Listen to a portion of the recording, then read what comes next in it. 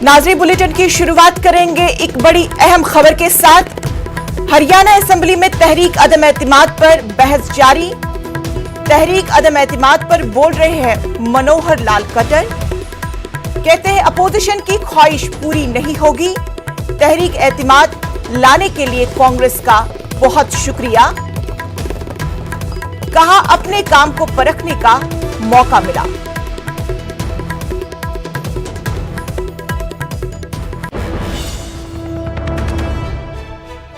Lowest slab 5% का है।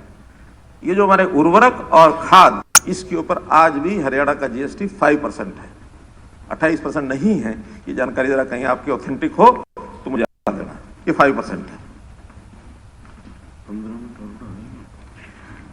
अब मैं बहुत संक्षेप में, हालांकि सब बातें हमारे डिप्टी सीएम ने और बाकी मंत्रियों ने सबने बताई हैं, फिर भी हमने पिछले 6 साल में जितने काम किए हैं किसानों के लिए, जिसमें प्रधानमंत्री किसान सम्मान योजना केंद्र की योजना है, 19 लाख हरियाणा के किसानों को 2212 करोड़ रुपया ये मिला है अभी तक। प्रधानमंत्री फसल बीमा योजना में किसान का प्रीमियम तो गया है 913 करोड़, लेकिन पिछले 6 साल में 13 लाख से ऊपर 2980 करोड़ रुपया ये कंपनसेशन मिला हरियाणा के लोगों को। प्राकृतिक आपदा, जिसका 10,000 से हमने 12,000 रुपये प्रति एकड़ किया था, इसमें जो रिपोर्ट स्वामीनाथन रिपोर्ट, उनकी रिकमेंडेशन भी 10,000 रुपये की ही है। हमने वो 12,000 की थी आने के बाद, उसमें भी 11 करोड़ रुपया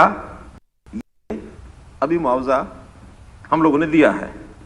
फसली ऋण का जो अर्को बैंक से, कोऑपरेटिव बैंक से जो लोन है, उसकी योजना बना करके हमने एक मुश्त निपटान योजना 1001 करोड़ रुपए की लगभग 3.5 लाख किसानों को ये ब्याज और जुर्माना इसकी माफी की है।